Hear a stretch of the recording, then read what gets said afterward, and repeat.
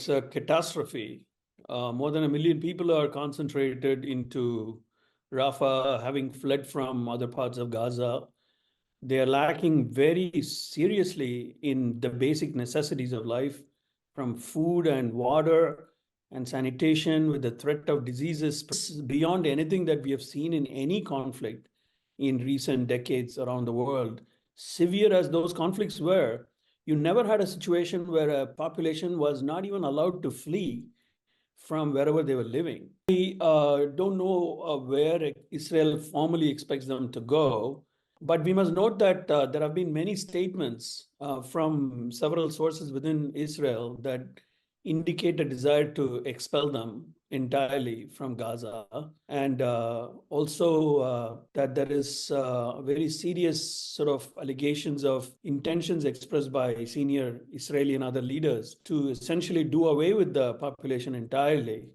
These cannot be dismissed as just rantings of random people within Israel. Unfortunately, everything that we thought was not possible is becoming more and more possible by the day. We have to judge, the actions of Israel not by what they say, but by what actually happens. And what's happening is that people have been, as you said, displaced multiple times, and they have been concentrated in Rafah. They're being bombed now. First of all, as UN experts, as you know, we have put out many statements. In the very first statement, we said that there is a serious risk of genocide. Then we are concerned. Then we put out another statement and we said that acts of genocide may be happening already. And since then, we have confirmed that in fact, what's happening in Gaza constitutes genocide. I must also say that the ruling of the International Court of Justice in the case brought by South Africa against Israel, the court has also ruled that South Africa's petition is largely correct. The actions taken by Israel to create conditions where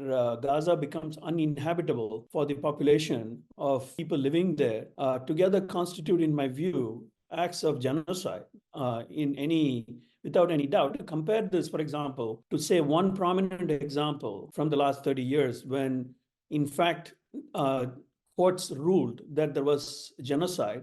It was the Srebrenica massacre during the Bosnian War in the former Yugoslavia. And in that conflict, about 8,000 to 9,000 people died. If that case was genocide, I find it hard to believe that what's happening in Gaza is not genocide yet. Far more number of people died, or close to 28,000 are dead now, and far more numbers have been killed. And with the intentions expressed and the actions being taken, it's hard to avoid the conclusion that what's happening actually constitute acts of genocide. It's been a complete failure on the part of the international community. The mechanisms to take collective action have all frozen into inaction. They've done nothing to really express. For example, the UN Security Council or the UN General Assembly have passed, very weak resolutions that have not been carried out even in a pro forma manner. The International Court of Justice ruling, while morally and symbolically an important one, didn't actually order anything concrete that actually led to specific actions or inactions on the part of Israel.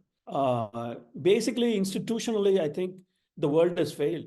It has failed Gaza. And once again, Israel has shown that it is protected by what I have been calling as an institutionalized impunity. Israel seems to be protected, no matter what the transgression. That can only be institutionalized form of impunity. So in other words, the system is designed to protect Israel from any consequences.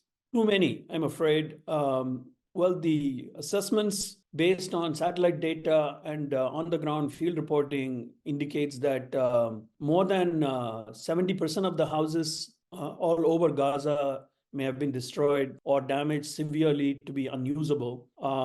The parts of northern Gaza, Khan Yunis and others, which were earlier subjected to severe bombardment, data shows that up to 82% to 84% may have been totally destroyed. So we are talking about a very vast level of destruction, the kind that we haven't seen in other conflicts, like, for example, even in Mariupol, which was the most severely destroyed city by the Russian bombing in Ukraine, or by the conflicts in Syria. The other thing we must note is that housing has not been destroyed only due to bombing or artillery fire. What we're seeing in Gaza is that Israeli forces not only first destroy buildings from the air and through long-range bombing, once they take over a place, they come in and they destroy houses and public buildings. Like in Rotterdam, it took almost 1 year to clear the rubble alone. I wonder how long it will take to clear the rubble alone in Gaza. And then the rebuilding Rotterdam took almost 2 decades. That is, by the way, under the most ideal circumstances, that be ready for a very, very significant investment of resources and time to rebuild the place.